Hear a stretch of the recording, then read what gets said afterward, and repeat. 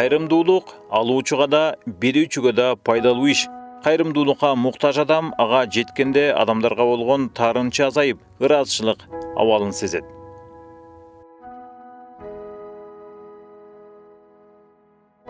Дагы бир жардамга муктаж үй бүлө жалгыз бой эне Айша айымдын үй бүлөсү.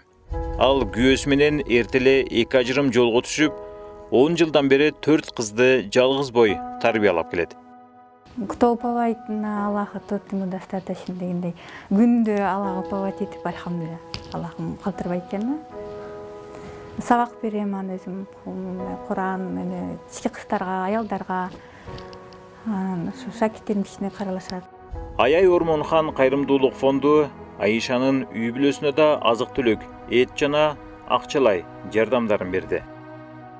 Айтат го Куранда: обрадуй верующих, которые творят благое, расходят из того, что мы им даровали, что им великая награда.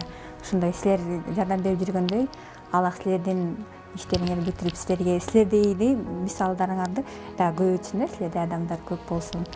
Үй бүлөңөр менен силер аман болгула, эки дүйнөдө бактылуу болгула. Оор турмушка карабай кыздары билим, илим алып, убактысын текке кетирбейт.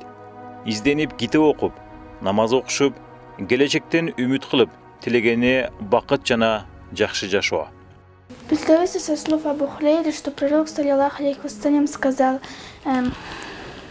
если два мусульманина подрутся, то и убитый, и бывший будет виноват. Тогда Абу Хурейра спросил, почему они оба будут виноваты? Потому что они оба хотели друг друга убить. Жардам алганына жетін албаған эне, карылыкка моюнсунуп үйдө олтуруп калган ата-энелер да көңүл бурууга, жардамга муктаж. Айрыкча багар көрөрү жок калган эне аталарга жардам кылып баталуу керек.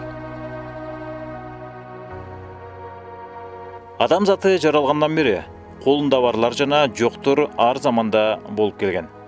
Ага ылайык ар бир коомдун байлыгына жараша кайрымдуу же кайрымсыз, жокчулук абалына жараша кайраттуу же кайратсыз адамдары да иргелип келет.